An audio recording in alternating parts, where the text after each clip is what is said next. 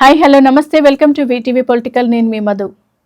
నిన్న జరిగిన సంఘటన తర్వాత బీఆర్ఎస్ ఎమ్మెల్సీ కవితపై అనేక ప్రచారాలు జరుగుతున్నాయి. మరి త్వరలోనే ఆమె పార్టీ కూడా పెట్టబోతున్నారు. అది కూడా బీసీలనే ప్రధాన అంశంగా తీసుకొని తెలంగాణ బహుజన రాష్ట్ర సమితి అని కొత్త పేరు కూడా నమోదు చేయడం జరుగుతుంది. మరి ఆమె ఇంటి పక్కనే ఒక 3 ఫ్లోర్ బిల్డింగ్ కూడా తీసుకున్నట్లుగా తెలుస్తూ సమాచారం అందుతుంది.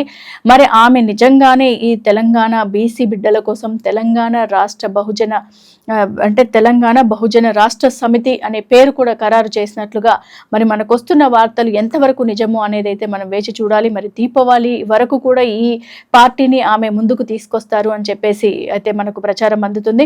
మరి ఈ సమాచారం అందుతున్న మేరకు ఇక్కడ జరుగుతున్న కొన్ని పాలిటిక్స్ వల్ల ఇంట్లో జరుగుతున్న విషయాలు కానీ ఇప్పుడు నిన్న జరిగిన ఇష్యూ కానీ మనం చూసుకున్నట్లయితే మరి కవితను బీఆర్ఎస్ నుండి అతి త్వరలోనే వారు తీసివేయడానికి సిద్ధపడుతున్నట్లుగా తెలుస్తుంది.